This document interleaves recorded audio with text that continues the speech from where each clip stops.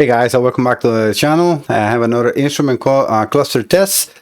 This time in a 2004 GMC Canyon. This is from Terill here in Virginia. He contacted me. He says, Mike, I haven't used this car for a while, almost a year. I went to start it and the cluster is completely dead.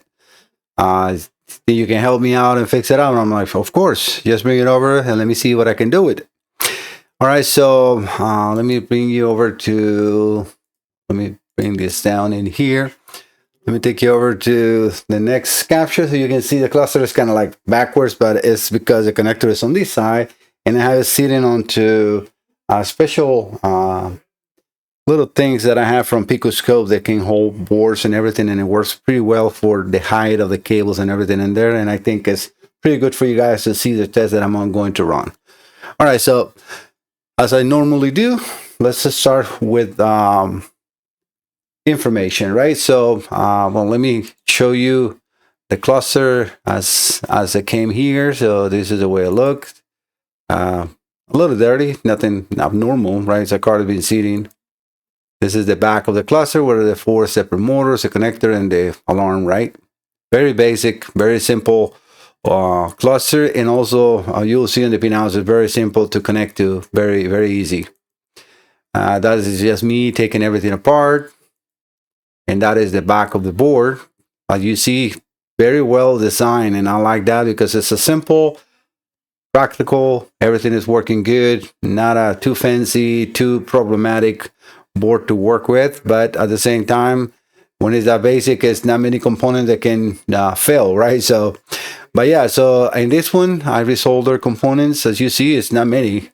The main problem on this one was in the voltage regulator area right here, and the pins, not sure, corrosion and also movement, probably. We have the EEPROM right here for this microprocessor, and that will hold whatever data is in here. Let's see what we got in here, because yeah, that's part of the circuitry inside for the separate motors, and so is in here, and obviously capacitors and diodes and so on, right? So this is me marking pin 1 to 9, pin 10 to 18. It's an 18 pin connector, so I know exactly where to connect, because outside when the cover is installed, there's no way for you to see that. All right, so he gave me the V number. You can see it in there. Well, it was right there. This is the diagram on this cluster. So pin 1 goes directly to hot all the time, so it's constant power on it. Pin 4 is a constant ground, and then pin 11, the one I'm using right here, goes to DLC 2. So it's a serial data bus 2, and it has also pin number 10. It goes over to the body control module. So, but the only one that I need in here, and realistically either one, can do the communication. And we can see that if we go over to the next page, right here. So what I have, I grayed out the rest, and I just put the serial class 2 communication, or class 2 serial data communication. And we can see that goes into pin 2, goes into this splice, and then it comes back into the cluster into pin 10, but it also does through the radio, right? As you can see here, in the radio enters into pin, or as part of the communication, and there's also a class 2 serial data in between these two, and that goes over through. So like I said, you can connect either one and it will work. All right, so that's, like I said, pretty quick, pretty basic. I already repaired it, so this is a test after repairs. As you can see, if you have one of these clusters, it's not really that hard to repair if you have some electronic knowledge. All right, so going into the test, I have it power up. I'm going to power it off and then power back on. Let me move the needle so you can get to see that better, because otherwise you will not see anything. Let me power it off. Let me power it. Oop. It didn't do nothing. Did I unplug something? Because I'm moving this ones with the power on.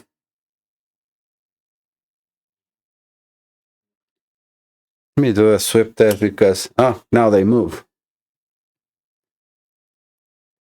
You have to like leave it off for a while. I didn't see because of the microscope. I'm sorry, the microphone that I was on. But as you can see, the needles move right to the position that they need to be. I have for these, I'm going to, well, let me connect to the scanner so you can see that, and you can see this has communication. So let's go over to the suits I'm going to use in here. So GMC, no automatic ID because I only have is the cluster 2004. And then let's look for the Canyon, which is up in the tab left, Canyon rear wheel drive. And this is a 2.0. So that's all we need in here. As you see, there's not much in this card. Very easy card to work for or to work with. Let's enter the instrument cluster. Let's display codes, see if we have communication. That is already entered in the menu, which is, for me, good. All right, so we got no codes. Remember, this was completely dead. All right, so functional tests.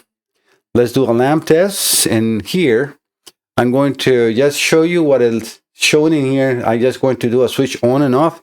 So let me move you over to that capture. I'm going to do a lamp test, and you can see all the lamps coming on and then off. All right, so that is excellent because it's being commanded by the scanner. There is no, the only thing that you can press in here is that display or reset, trip reset button, which is a little hard, but I mean, it's at 2004. That's it, right? All right, let's do the coolant gauge sweep, which is the one here.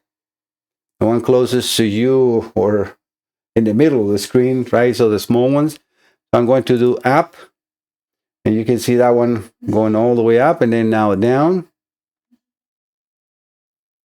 Perfect. So let's go over to the next one. Let's do the fuel gauge. Again, up. We can see the other needle going up and then down. Perfect. All right, so let's go to the next one, which is going to be the speedometer. You can see it when on the mileage is closest to the bottom of the TV or the bottom of your screen. Now let's go up.